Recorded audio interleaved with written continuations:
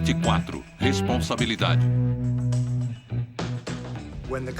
Quando a empresa ia bem, nós íamos bem.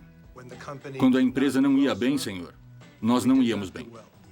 Os homens que destruíram suas próprias empresas e mergulharam o mundo em uma crise afastaram-se dos escombros com suas fortunas intactas. Os 5 maiores executivos da Lehman Brothers ganharam mais de $1 bilhão entre 2000 e 2007. E quando a empresa foi à falência, eles conservaram todo o dinheiro. O sistema funcionou. Não fazia nenhum sentido para nós fazer um empréstimo que ia fracassar, porque perdemos, eles perderam, o mutuário perde, a comunidade perde e nós perdemos. O principal executivo da Countrywide, Angelo Mozilo, ganhou $470 milhões entre 2003 e 2008. 140 milhões vieram da venda de suas ações da Countrywide 12 meses antes da empresa falir. Eu tinha a diretoria responsável quando o negócio faliu, porque ela é responsável pela contratação e desligamento do principal executivo e supervisão de decisões estratégicas. O problema na América é a forma como as diretorias são eleitas. Muitas vezes são escolhidas pelo principal executivo. O quadro de diretores e os comitês de indenizações são 2 grupos melhor situados para determinar o pacote de pagamento para os executivos. Como o senhor acha que eles fizeram nos últimos 10 anos? Bem, acho que se dermos uma olhada, eu daria um B. Porque... Um B. Um B. Não isso. um F. Não um F. Não um F. Stan O'Neill, o principal executivo da Merrill Lynch, recebeu $90 milhões em 2006 e 2007. Depois de conduzir sua empresa à falência, o quadro de diretores da Merrill Lynch permitiu que ele se demitisse e recebesse $161 milhões em indenização. Ao invés de ser despedido, permitiram que Stan O'Neill se demitisse e levasse $161 milhões. Esta é uma decisão que o quadro de diretores fez naquele momento, E sabe? que nota o senhor dá para essa decisão? Essa é bem difícil. Eu não sei se daria aquele B também. O sucessor de O'Neill, John Tann, recebeu $87 milhões em 2007.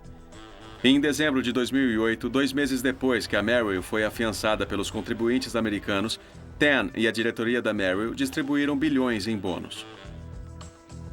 Em março de 2008, a divisão de produtos financeiros da AIG perdeu $11 bilhões. Ao invés de ser despedido, Joseph Cassano, o diretor da AIGFP, foi mantido como consultor por $1 milhão por mês. E para garantir os jogadores-chave e os funcionários-chave dentro da IGFP, mantemos aquele conhecimento intelectual. Eu compareci a um jantar muito interessante organizado por Hank Paulson há pouco mais de um ano, com alguns oficiais e alguns dos principais executivos dos maiores bancos dos Estados Unidos. E, de modo bastante surpreendente, todos esses cavalheiros estavam discutindo. Nós fomos muito ambiciosos, por isso temos parte da responsabilidade. Ótimo. Então, eles estavam se voltando para a Secretaria do Tesouro, dizendo: vocês deviam ter se controlado mais, porque nós somos ambiciosos demais. Não podemos evitar. A única maneira de evitar isso é termos mais controle. Eu conversei com muitos banqueiros sobre esta questão, incluindo alguns muito importantes. E esta é a primeira vez que eu ouço alguém dizer que eles, na verdade, queriam que suas indenizações fossem controladas de alguma forma. É porque foi no momento em que eles estavam com medo. E depois, quando a solução para a crise começou a aparecer, eles provavelmente mudaram de ideia. Nos Estados Unidos, os bancos agora são maiores, mais poderosos e mais concentrados do que antes. Existem poucos concorrentes. Muitos bancos menores foram tomados pelos grandes. O JP Morgan é ainda maior do que era antes. O JP Morgan tomou posse primeiro do Bear Stearns e então do Waymo. O Bank of America assumiu o Countrywide e o Merrill Lynch. O Wells Fargo assumiu o Wachovia. Depois da crise, a indústria financeira, incluindo a Financial Services Roundtable, trabalhou mais duro do que nunca para combater a reforma. O setor financeiro emprega 3.000 lobistas, mais do que 5 para cada membro do Congresso. O senhor acha que a indústria de serviços financeiros tem influência política excessiva nos Estados Unidos? Não. Eu acho que cada pessoa do país está representada aqui em Washington.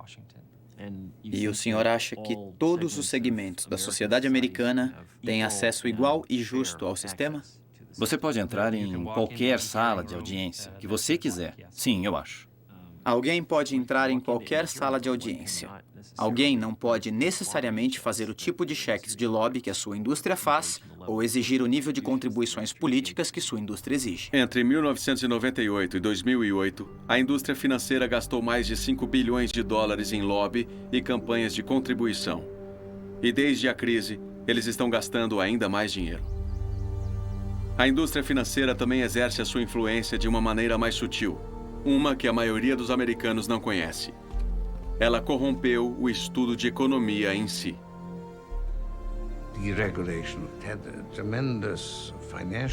Apoio financeiro e intelectual, porque as pessoas discutem isso em seu próprio benefício. A profissão de economista era a principal fonte desta ilusão. Desde a década de 1990, os economistas acadêmicos têm sido os maiores defensores da desregulamentação e representaram papéis poderosos na formação da política de governo dos Estados Unidos. Muitos poucos desses peritos economistas alertaram sobre a crise, e até mesmo depois da crise, muitos deles se opuseram à reforma. Os caras que ensinaram essas coisas tendem a ser muito bem pagos para serem consultores. Professores de escolas de comércio não vivem do salário da faculdade. Eles ganham muito, muito bem. Durante a última década, a indústria de serviços financeiros ganhou o equivalente a cerca de 5 bilhões de dólares de contribuições políticas nos Estados Unidos. Isso é muito dinheiro. Isso não incomoda o senhor? Não. Martin Feldstein é um professor de Harvard e um dos mais notórios economistas do mundo. Como conselheiro-chefe de economia do presidente Reagan, ele foi o maior arquiteto da desregulamentação. E de 1998 até 2009, esteve no quadro de diretores do AIG e do AIGFP, que pagavam a ele milhões de dólares. O senhor se arrepende por ter estado na diretoria da AIG? Sem comentários. Não estou arrependido por ter feito parte da diretoria da AIG. Isso eu posso dizer absolutamente nenhum. Certo. O senhor tem algum arrependimento sobre as decisões da AIG? Não tenho mais nada a dizer sobre a AIG. Lecionei em Northwestern, Chicago, Harvard e Columbia. Glenn Hubbard é o reitor da Escola de Comércio da Columbia e foi o presidente do quadro de conselheiros de economia de George W. Bush. O senhor acha que a indústria de serviços financeiros tem poder político demais nos Estados Unidos? Eu acho que não. Não, você certamente não teria essa impressão pela surra que eles regularmente levam em Washington. Muitos acadêmicos notórios silenciosamente fazem fortunas ajudando a indústria financeira a formar debate público e política de governo. The Analysis Group, Charles Reeves Associates, Compass Lexicon, Law and Economics Group gerenciam uma indústria multibilionária que fornece peritos acadêmicos a serem contratados. Dois banqueiros que usaram esses serviços, Ralph Choff e Matthew Tanning, gerentes de fundos hedge da Bear Stearns, haviam sido processados por fraude de ações. Após contratarem o The Analysis Group, os dois foram absolvidos. Glenn Hubbard recebeu $100 mil para testemunhar em defesa deles. O senhor acha que a disciplina de economia tem um problema de conflito de interesses? Eu não entendi. O senhor acha que uma fração significante da disciplina de economia, um número de economistas, tem conflitos de interesses financeiros que, de alguma forma, podem levar à pergunta ou dar colorido... Entendo o que está dizendo. Eu duvido. Sabe, muitos economistas acadêmicos não são homens de negócios abastados. Hubbard ganha $250 mil por ano como membro do conselho da MetLife. E anteriormente estava no conselho do Capmark, a maior credora de hipotecas comerciais durante a bolha, que foi à falência em 2009. Ele também foi consultor da Nomura Securities, KKR Financial Corporation e muitas outras empresas financeiras. Laura Tyson, que se recusou a ser entrevistada para este filme, é professora na Universidade da Califórnia, Berkeley. Ela foi presidente do quadro de conselheiros de economia e depois diretora do Conselho Econômico Nacional na administração Clinton. Logo depois de ter deixado o governo, ela se juntou à diretora do Morgan Stanley, que paga a ela $350 mil ao ano. Ruth Simons, a presidente da Universidade Brown, ganha mais de $300 mil ao ano na diretoria da Goldman Sachs. Larry Summers, que como secretário do Tesouro fez um papel crítico na desregulamentação de derivados, se tornou presidente de Harvard em 2009. Além de Harvard, Ele ganha milhões fazendo consultoria para fundos hedge e mais milhões em honorários, grande parte vinda de bancos de investimentos. De acordo com seu relatório de divulgação federal, o patrimônio líquido de Summers está entre 16,5 e 39,5 milhões de dólares. Frederick Mishkin, que voltou para a Escola de Comércio da Colômbia depois de deixar o Federal Reserve, declarou em seu relatório de divulgação federal que seu patrimônio líquido estava entre 6 e 17 milhões de dólares. Em 2006, o senhor foi coautor de um estudo do sistema financeiro da Islândia. Isso. A Islândia é também um país avançado com excelentes instituições, baixa corrupção e império da lei. A economia já ajustou a liberação financeira, enquanto o controle prudencial e a supervisão são bastante fortes. E aquele foi o erro que fez com que o controle prudencial e a supervisão não fossem fortes na Islândia, e particularmente durante este período. E o que levou o senhor a achar que fossem? Eu acho que você vai pela informação que teve e geralmente a visão era de que a Islândia tinha instituições muito boas, era um país muito avançado e não estava... Quem disse isso ao senhor? Que tipo de pesquisas o senhor fez?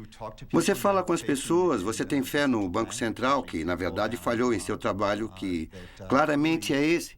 E eu acho que... Por que o senhor tem fé num Banco Central? Bom, aquela fé... Você tenta porque você vai com a informação... Quanto o senhor recebeu para escrever isso? Eu recebi, eu acho que o número é informação pública. Frederick Mishkin recebeu 124 mil dólares da Câmara do Comércio da Islândia para escrever este documento. No seu currículo, o título deste relatório foi alterado de Estabilidade Financeira na Islândia para Instabilidade Financeira. Bom, eu não sei. Que seja. A coisa... Se tem um erro...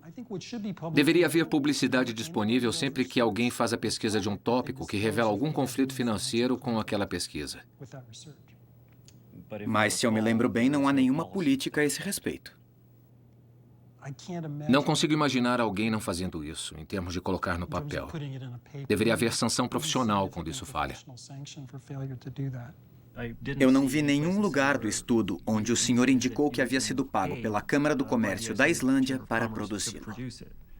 Bom, eu não, sabe... Certo.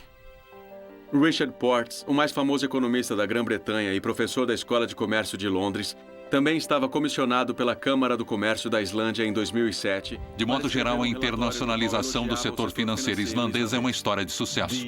Dentro dos negócios, Richard Portes, Centro para a Pesquisa de Política Econômica. Irlandesa são bancos fortes. Seus fundos de mercado estão garantidos para o ano seguinte. Esses são bancos bem dirigidos. Muito obrigado, Richard. Como Mishkin, o relatório de Portes não revelou seu pagamento pela Câmara do Comércio da Islândia. Harvard exige divulgação de conflito de interesse financeiro em publicações? Não que seja do meu conhecimento. O senhor exige que as pessoas declarem a indenização que receberam de atividades externas? Não. O senhor não acha que isso é um problema? Eu não vejo por quê. Martin Feldstein está no conselho da AIG, Laura Tyson no conselho da Morgan Stanley. Larry Summers ganha 10 milhões de dólares ao ano dando consultoria a empresas de serviços financeiros. Irrelevante. Sim. Basicamente, irrelevante. O senhor escreveu um número muito grande de artigos sobre uma grande variedade de assuntos. O senhor nunca pensou em investigar o risco dos credit default swaps sem controle? Eu nunca pensei. A mesma pergunta com relação à indenização de executivos, o regulamento da governança corporativa, o efeito das contribuições políticas. Não sei o que eu teria a acrescentar a essas discussões. Eu estou vendo seu currículo agora. Parece-me que a maioria de suas atividades externas são consultoria e planos de diretoria com as indústrias de serviços financeiros. O senhor não concorda com esta caracterização? Não, pelo que sei, meus clientes de consultoria nem estão cientes do meu currículo. Eu não saberia. Quem são seus clientes de consultoria? Não tenho que discutir isso com o senhor. Certo. O senhor tem mais alguns minutos. A entrevista acabou. Dá consultoria para alguma firma de serviços financeiros? A resposta é sim. E? Mas eu não quero entrar em detalhes sobre isso. Eles incluem outras firmas de serviços financeiros? Possivelmente. O senhor não se lembra? Isso não é uma disposição. Senhor, olha, eu já fui educado o suficiente para lhe ceder o meu tempo. O senhor tem mais 3 minutos. Faça o melhor que puder. Em 2004, no auge da bolha, Glenn Hubbard criou em conjunto com William C. Dudley, economista-chefe da Goldman Sachs, um amplo documento.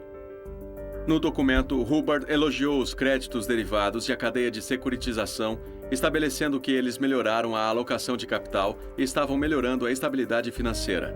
Ele citou a reduzida volatilidade da economia e estabeleceu que as recessões tinham se tornado menos frequentes e mais suaves. Os derivados de crédito estavam protegendo os bancos contra perdas e ajudando a distribuir os riscos. Um pesquisador médico escreve um artigo dizendo que para tratar essa doença deveria se prescrever essa droga. Acontece que o médico ganha 80% de sua renda pessoal da fabricação desta droga. Isso não incomoda o senhor? Eu acho que é certamente importante para revelar o...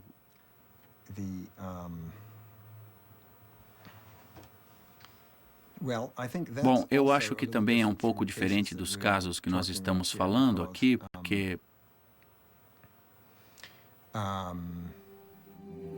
Os presidentes da Universidade Harvard e da Universidade Columbia se recusaram a comentar os conflitos de interesse acadêmico. Os dois se recusaram a serem entrevistados para este filme. Então, o que o senhor realmente acha sobre a disciplina de economia? Bom, sabe, não há relevância com nenhuma realidade. E, de fato, eu acho que faz parte importante do problema.